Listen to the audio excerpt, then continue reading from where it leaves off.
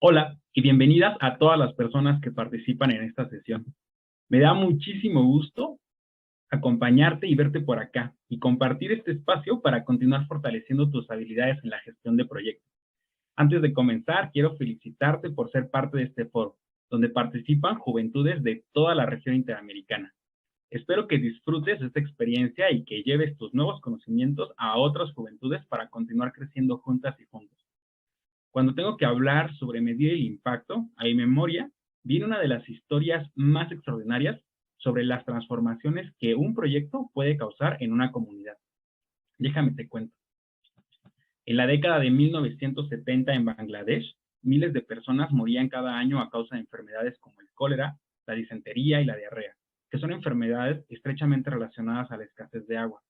Por aquel entonces, UNICEF y otras organizaciones internacionales estaban desarrollando un proyecto especialmente dirigido a ayudar a los países en desarrollo a acceder a agua potable. En un intento por lograr que la gente dejara de beber agua sucia de la superficie, colaboraron con el gobierno de Bangladesh para fomentar el uso de pozos poco profundos, accionados de hecho con bombas manuales. Esto, desde muchos puntos de vista, es una solución ideal para procurar el agua potable en poblaciones rurales que de hecho tienen poca infraestructura y es un remedio barato, fácil de mantener y además puesto en práctica con la cooperación del gobierno y la intervención de la comunidad. Después de esto se sumó el sector privado y lo mejor de todo es que atacaba el problema de raíz y no solamente los síntomas del problema. Se calcula que aproximadamente se perforaron unos 10 millones de pozos en todo el país. Al principio solamente fueron el gobierno del país, UNICEF y otros donantes. Luego se fueron sumando otras organizaciones no gubernamentales y luego personas en lo particular e incluso familias que aprendieron cómo utilizar esta nueva tecnología y comenzaron a construir sus propios pozos. En esta década, este proyecto fue reconocido como un éxito rotundo, en 1970. De hecho, la pureza del agua fue comprobada incluso por el Instituto Británico de Estudios Geológicos. Pero bueno, fue hasta la década de 1990 que se descubrió que miles de estos pozos contenían niveles de arsénico hasta 50 veces superiores a la concentración considerada inocua por la Organización Mundial de la Salud. Y te preguntarás, ¿por qué nadie hizo pruebas en busca de arsénico? Aunque de hecho esta sustancia ya estaba incluida en una lista de contaminantes naturales del agua para consumo humano de la misma ONU. Ni el gobierno ni las organizaciones de cooperación que promovieron la construcción de los pozos consideraron la posibilidad de que pudiese presentarse arsénico en estos pozos. De hecho, se justifican diciendo que medir todos los elementos de la lista que marcaba la OMS habría sido prohibitivo, y que, de hecho, no había razones para pensar que entonces el arsénico fuera un problema en esa zona. Así que decidieron no hacer los análisis. Y es que, en contraste, en realidad, unos años antes de que los pozos fuesen cavados, ya se había detectado este veneno en el agua potable de Bengala Occidental, una región situada solo a pocos kilómetros de Bangladesh. Así que muchos especialistas consideran esto como uno de los peores errores que ha declarado una sentencia que probablemente no pueda ser resuelta para todas las personas que viven en este país. De hecho, hace varios años, diversas ONGs de Bangladesh presentaron una demanda contra el instituto que hizo las mediciones de calidad del agua, que de hecho acabó desestimándose por cuestiones técnicas. Pero mientras eso sucede, en Bangladesh el arsénico está presente en el agua potable. Y te preguntarás, ¿cómo es posible que esto suceda? Bueno, la explicación es muy sencilla, y es que el arsénico está presente de forma natural en los acuíferos poco profundos, es decir, en el agua subterránea, a consecuencia de una partícula que se llama óxido de hierro que baja desde el Himalaya, las montañas, y recorre el río Ganges hasta llegar al país de Bangladesh, donde acaba depositándose en ciénegas y pantanos, es decir, lugares de alta vegetación, donde al descomponerse esta vegetación hace que la molécula se rompa y libere el arsénico al agua. Y esta se sitúa en las capas freáticas próximas a la superficie, es decir, el agua poco profunda. Nadie se había dado cuenta antes de este problema porque la gente no se abastecía de agua de pozos, sino de balsas que excavaban a mano o de los propios ríos, es decir, de agua superficial. Lo que sucedió después de esto es un ejemplo de los remedios poco eficaces que tantas veces caracterizan la respuesta a los problemas de desarrollo en el mundo, que lamentablemente son más comunes de lo que creemos. Cuando se descubrió el arsénico, el Banco Mundial encabezó una iniciativa para analizar más de la mitad de los pozos del país. Se demostró que alrededor del 20% estaban contaminados, lo cual suponía nada más 57 millones de personas afectadas, con heridas en el cuerpo y desarrollo de enfermedades como el cáncer, que de hecho son letales. Por medio de programas educativos, se insistió a la gente buscar nuevas fuentes de agua potable y los pozos contaminados se marcaron con una pintura roja para evitar que fueran utilizados. Pero apenas se hizo nada por proporcionar nuevas fuentes de agua seguras a la población. Se excavaron nuevos pozos, pero nunca fueron suficientes y millones de personas siguen bebiendo agua contaminada. A lo largo de la última década, no se han emprendido bastantes acciones para resolver el problema. La pintura roja de los pozos, de hecho, ya está desprendida. La educación que se impartió entonces ha sido diluida por el tiempo y la gente sigue excavando por su propia cuenta millones de pozos poco profundos, porque estas instituciones enseñaron que esta era la tecnología que ellos necesitaban. De hecho, fueron aprendidas gracias a campañas que la misma UNICEF emprendió. Gran parte de la población dio por supuesto que el problema ya había terminado, y aunque siguen afectándolos, la verdad es que pueden hacer muy poco al respecto.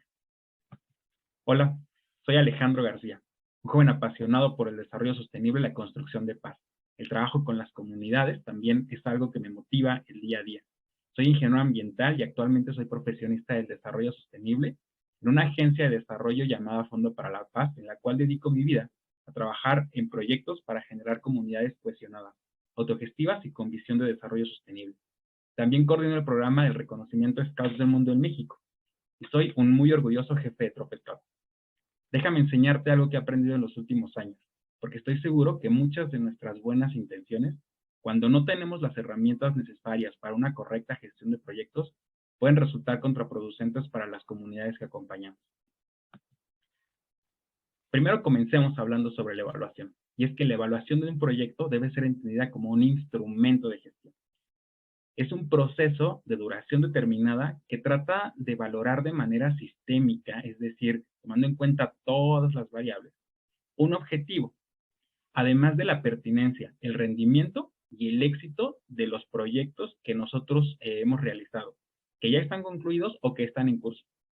La evaluación se realiza con un carácter selectivo para dar respuesta a determinadas preguntas y, sobre todo, poder impartir información y orientar a las personas encargadas de tomar decisiones, así como de obtener justo información que permita determinar si las teorías o hipótesis básicas que se utilizaron al formular el proyecto resultan válidas y además saber qué surtió efecto o qué no surtió y saber las causas. Ahora, es importante que antes de comenzar a hablar sobre evaluación de impacto, comprendamos conceptos claves. El primero de ellos es saber qué es un indicador. Y un indicador es una característica específica, observable y medible que puede ser usada para mostrar los cambios y progresos que está haciendo un proyecto o que contribuye hacia el logro de un objetivo específico. Una actividad, por su lado, es la ejecución de un plan que podemos visualizar como pequeños pasos que nos indican cuál es el avance del proyecto. Un resultado es el producto de una actividad. Es decir, si mi actividad es sembrar árboles, el resultado es el número de árboles que sembré. En otro ejemplo, si mi actividad es coordinar talleres sobre equidad de género, mi resultado es el número de personas que participaron en mi taller. Es decir, me da a conocer qué estoy obteniendo al instante durante el periodo de vida de mi proyecto. Un indicador es una variable medida en un momento determinado. Es decir, la característica o cualidad que será evaluada para reconocer el estado de esa variable en específico. Por ejemplo, el porcentaje de familias que acceden a agua potable cada año, la calidad de la educación en un entorno determinado o el grado de desertificación de un bosque luego de 2 años. Y por último, el impacto se refiere a los efectos potencialmente transformadores y de importancia última, es decir, que son la esencia que produce una intervención, Estos pueden ser negativos o positivos, deseados o indeseados, directos o indirectos, etc. La clave para entender el impacto es que se debe de pensar en el futuro, es decir, que el impacto es el producto de un proceso que ha sido concluido y al que además se suman otros esfuerzos de otras iniciativas que también han decidido sumarse a esta causa. El impacto no se observa de manera inmediata. Como en el ejemplo de Bangladesh, díganme ustedes, por ejemplo, si hubiese sido correcto afirmar que el proyecto durante su implementación tuvo un gran impacto positivo en la comunidad. Lo más cierto es que no, pues fue hasta 20 años después que gracias a la observación de los efectos generados por cada una de las actividades y las decisiones tomadas por las personas que diseñaron este proyecto, fue que nos pudimos dar cuenta que el proyecto en realidad había contribuido a agravar el problema que intentaba resolver. Por eso, en una línea del tiempo, el impacto se debe observar en el futuro, posterior a la conclusión de nuestros proyectos. Y te preguntarás, entonces, ¿cómo puedo asegurar que nuestros proyectos tengan o tendrán impactos positivos? Pues te presento un concepto nuevo para tu caja de palabras raras, que es contrafactual. El contrafactual define qué hubiera pasado si el proyecto nunca se hubiera llevado a cabo. Es decir, se hace a partir de lo que sucedió a otras personas que no participaron en el proyecto y se puede entender como una línea imaginaria en el tiempo en donde nunca hubo ninguna intervención al problema que se ha identificado. La diferencia entre la medición real de tus indicadores y el escenario imaginario es la contribución de tu iniciativa a la resolución de este problema. Hagamos un ejercicio. ¿Qué pasaría si cerramos los ojos y viajamos a septiembre de 2015 en la ciudad de Nueva York? Imagina que eres un reportero o reportera cubriendo la última sesión general de la Asamblea de las Naciones Unidas y te enteras de esta noticia. La Asamblea General no ha aprobado la Agenda 2030. Hay incertidumbre en el mundo entero, pues no existe una hoja de ruta común que una los esfuerzos de los gobiernos, organizaciones ni la sociedad civil. Muchos países están dispuestos a retirar sus fondos para problemas como el hambre, la violencia y la crisis climática hasta no tener un acuerdo común. Ha sido declarado un día triste para la humanidad y es desconcertante la posición de nuestros líderes políticos. Ahora regresemos al 2020. Tú sigues siendo reportera o reportero y te toca enviar un informe especial sobre la situación de tu país. Ayúdame a hacer este ejercicio. Graba una pequeña historia para Instagram donde me cuentes qué pasaría si viviéramos esta situación en una línea del tiempo imaginaria. Súbela a tus historias de Instagram y etiqueta nuestra página en Instagram, Scouts del Mundo MX, para saber que estás participando con nosotros. Te voy a dejar 2 minutos y no olvides que el tiempo se te va a acabar. Si tienes alguna duda, puedes consultar con las personas que están acompañando esta sesión.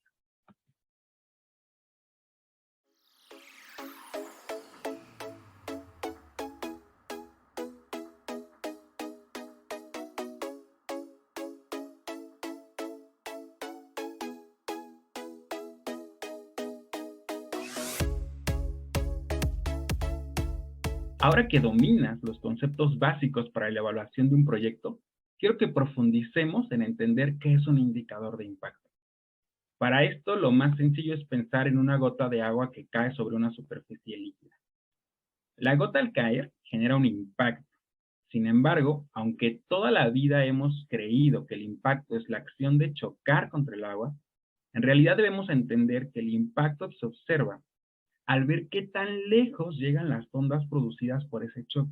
Es decir, la gota logra impactar el estado de reposo del agua en menor o mayor medida. Lo importante no es saber si cayeron 1, 2 o 10 gotas, sino qué tanto se alteró el estado inicial del agua con estos eventos.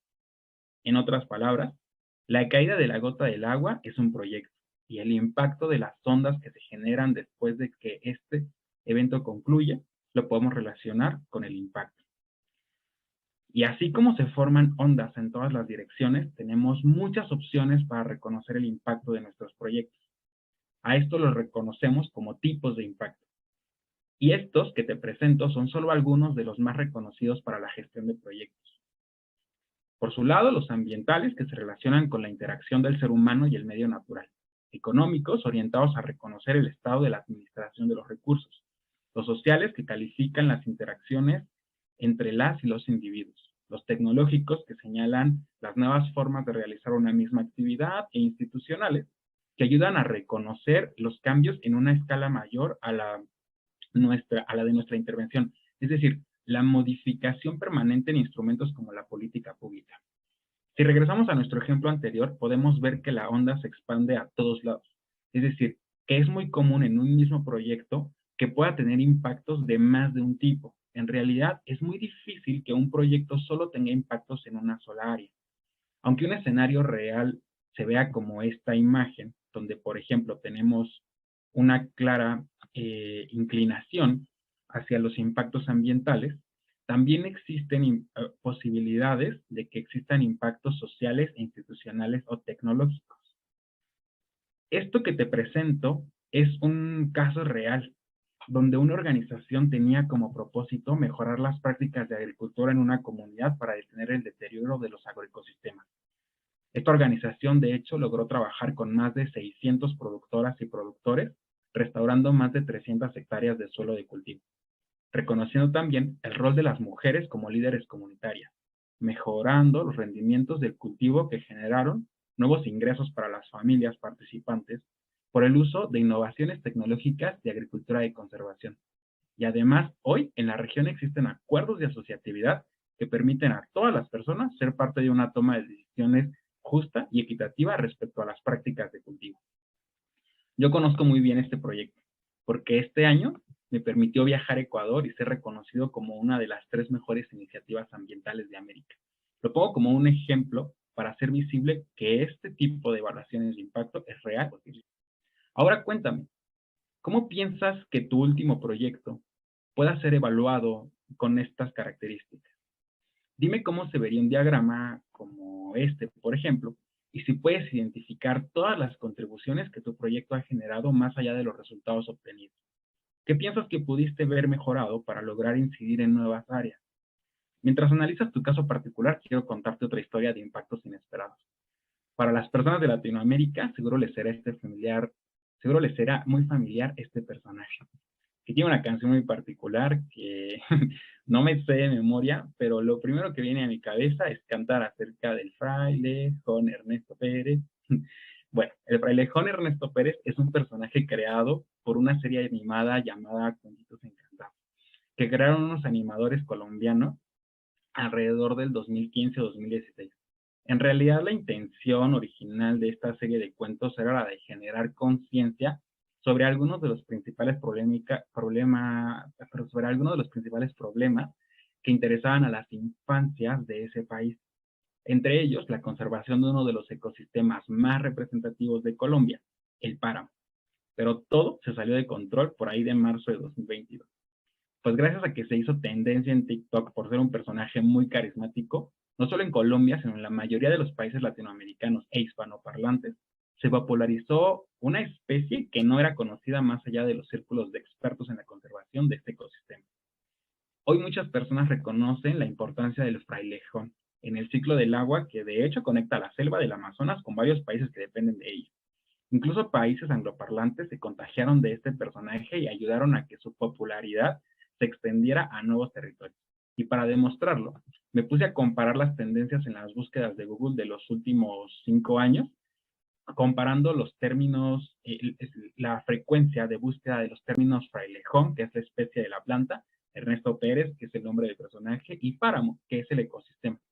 Y claramente podemos observar una relación entre el interés por conocer más de estos conceptos a partir de marzo de este año. Voy a intentar acercar un poco más mi pantalla y ustedes van a poder ver que esta relación pues es muy clara, ¿no? Es sorprendente cómo los impactos de nuestros proyectos muchas veces se salen de nuestras manos, pero para no perderlos de vista, lo mejor es poder identificarlos desde el inicio, preguntándonos, ¿cómo me gustaría que se viera esta comunidad con la que estoy trabajando después de que mi proyecto se haya implementado? Y comenzar a definir nuestros indicadores de impacto. Ya sabemos que existen diferentes tipos de impacto y cómo se ven estos en la vida real. Pero déjame explicarte un poco más. Bueno, Los diferentes tipos de impactos que se pueden traducir en indicadores se pueden identificar en sus diferentes áreas. Por ejemplo, los tecnológicos. Se pueden observar como nuevas formas de hacer las cosas. Por ejemplo, si tu proyecto es la causa raíz de que hoy en la comunidad pueda acceder a una nueva tecnología o simplemente generar conocimiento para poder aprovecharla de forma correcta. Un impacto institucional estaría relacionado con un cambio en las relaciones de poder y gobernanza. Es decir, tu proyecto podría incluir elementos para poder hacer partícipes a las juventudes en los espacios de toma de decisiones, o ser un parteaguas para la transformación de un reglamento local. El impacto ambiental está claramente relacionado a las transformaciones de la naturaleza. Por ejemplo, que tu proyecto haya permitido la reintroducción de una especie, perdón, a su hábitat natural de origen, o la movilización de voluntades en la comunidad para restaurar un área natural por su propia cuenta. Las relaciones sociales también se pueden impactar. Un ejemplo muy claro es el efecto que los movimientos tales como las colectivas feministas han logrado para crear espacios seguros y libres de violencia, además de modificar patrones de comportamiento asociados al machismo patriarcal y la heteronormatividad. No es casualidad que esta sea la década en la que más hombres hemos decidido comenzar procesos de terapia por voluntad propia. Por último, el impacto económico, que no debe ser entendido solo como un aumento en la acumulación de la riqueza, sino como una administración de los recursos disponibles, por mencionar algún ejemplo. Según los datos del Banco Mundial, invertir $1 en proyectos de educación para las infancias en un futuro nos permite ahorrar hasta $7 para jóvenes y adolescentes que presentan rezago educativo. Es decir, que ese ahorro se puede utilizar para nueva infraestructura educativa y de calidad. Bien, ya somos capaces de identificar que el impacto es algo diferente a un resultado, que existen diferentes tipos de impactos y cómo es que un proyecto puede generar impactos en más de un área. Ahora solo nos toca ordenar esta información. Te presento una herramienta muy sencilla para utilizar y que no pierdas de vista tus impactos. Se conoce como matriz de indicadores y es básicamente una estructura que ayuda a identificar qué actividades de tu proyecto tienen el potencial de generar una transformación en alguno de los indicadores de impacto que te hayas propuesto. Por ejemplo, todos los talleres sobre derechos humanos tendrán como resultado muchas niñas y niños educados sobre el tema, pero no se logrará un impacto a menos que alguna de tus actividades incluya un elemento que pueda permanecer en el tiempo hacia el futuro. Aprenderás un poco más de esto en la sección de criterios de sostenibilidad. Sin embargo, te puedo adelantar que para lograr un impacto real, más allá de hacer muchos talleres, podrías pensar en capacitar a nuevos formadores y formadoras. Es decir, pensar en transmitir este conocimiento a una nueva generación, que tenga la voluntad de continuar replicándola. Incluso, si las condiciones son adecuadas, podría sentar las bases para institucionalizar un nuevo órgano de consulta en la comunidad donde los niños y las niñas puedan expresar su opinión luego de reflexionar sobre lo que les has enseñado en los talleres acerca de los derechos humanos. Puedes identificar la diferencia entre el resultado, que es el número de niños que recibieron una capacitación, y el impacto, que podría ser el número de niños y niñas que participan en un espacio comunitario de toma de decisiones. ¿Lo ves ahora? Tus proyectos pueden ser realmente impactantes cuando conoces todo su potencial. Si bien crear indicadores es una tarea completa y en ocasiones se requiere de especialistas, pues es un proceso complejo y de que debes conocer mucho del tema, no debe ser una traba para ti, pues aquí te comparto un par de opciones que yo llamo catálogo de indicadores y puedes ingresar a su sitio web para explorarlo. Por ejemplo, el índice de sostenibilidad global o el índice de paz global, que son dos sitios que pueden ayudarte a conocer cuáles son los indicadores de impacto que están muy relacionados con tus temas de interés. Te voy a compartir ahora la pantalla de mi navegador para que exploremos juntos estas plataformas. Y es que, por ejemplo, el índice de sostenibilidad global es una página donde tú puedes consultar, por ejemplo, el Estado de México, o sea, el estado de la situación de México en los diferentes objetivos de desarrollo sostenible. Veamos, por ejemplo, cómo estamos en la reducción, en la equidad de género. Aquí podemos ver que México está en un color de semáforo amarillo, pero esto significa que ha tenido algunos avances, ¿no? Y que podemos incluso explorar algunos de los indicadores, como la forma de la planificación familiar. Incluso podemos ver de nuevo todos los países, situarnos en Brasil, buscar, por ejemplo, seguridad alimentaria, bueno, la hambre cero, y buscar, por ejemplo, el estado, bueno, un indicador, ¿no? Que nos define la prevalencia, por ejemplo, de desnutrición, bueno, del bajo crecimiento en niños y niñas menores a 5 años, y que podemos, o sea, observar en esta gráfica que del 2000 al año actual, 2022, la tendencia ha ido decreciendo, es decir, que Brasil ha tenido un incremento en este objetivo, ¿no? Es decir, que está haciendo las cosas bien. Y yo te invitaría a que tú, pues, explores cada uno de los indicadores en tu país y que puedas darte ideas de todos los indicadores que se miden para poder diferenciar cuáles han sido, pues, estos impactos que todas las iniciativas y proyectos alrededor del mundo han tenido. Otro de los sitios de gran interés para mí es este índice de paz global, que está en una página llamada Vision of Humanity, que igual puedes consultar, por ejemplo, algún país y aquí te despliega algunos indicadores, por ejemplo, como el número de homicidios, el acceso a las armas, qué tan fácil es, las demostraciones de violencia, el terrorismo político, o el terror político, perdón, que tiene que ver con los casos de violencia que suceden específicamente en los periodos electorales. Eh, y pues puedes también moverte a cualquiera de los países que sean de tu interés para poder explorar cómo son medios estos indicadores. Incluso puedes revisar algunos otros indicadores relacionados, por ejemplo, a temas ambientales o de terrorismo.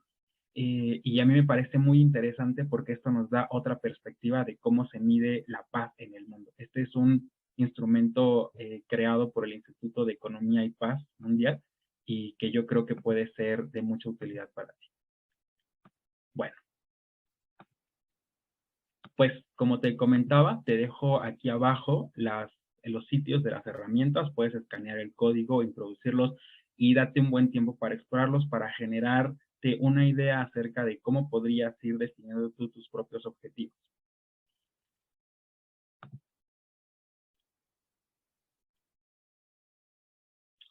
El índice de sostenibilidad global y el índice de paz global, pues son dos sitios que pueden ayudarte a conocer cuáles son los indicadores de impacto que están muy relacionados con tus temas de interés. Luego, pues ya te tocará adaptarlo a tu realidad y seguro que serás un experto o experta en el monitoreo de indicadores de impacto. Pues bueno, esto es todo por hoy. Tú ya sabes que mi nombre es Alejandro García. Puedes contactarme en mis redes personales o a través del Instagram de Scouts del Mundo en México. Muchas gracias por darme la oportunidad de compartirte un poco de mi experiencia. Estoy muy seguro de que esta información ha llegado a buenas manos. Ten un excelente día y déjame saber si esta información y esta sesión te ayuda a comprender mejor la importancia de evaluar el impacto de nuestros proyectos. Que tengas una muy buena jornada, sigue disfrutando del foro y nos vemos seguramente en alguna otra experiencia. Adiós.